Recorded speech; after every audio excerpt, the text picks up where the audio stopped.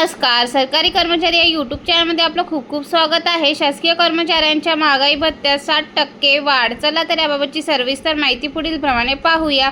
तत्पूर्वी चॅनलला सबस्क्राईब केलं नसेल तर चॅनलला सबस्क्राईब करायला विसरू नका.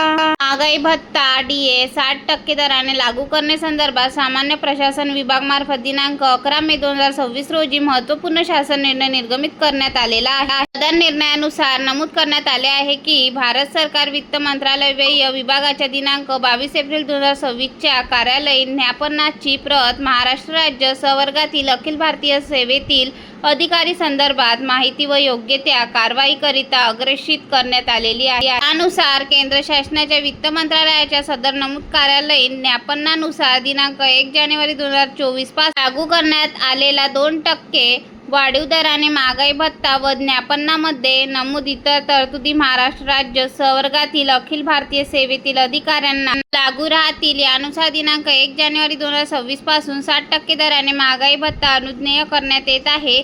यानुसार थकबाकीची रक्कम देखील अदा करण्याचे निर्देश देण्यात आले आहेत. धन्यवाद.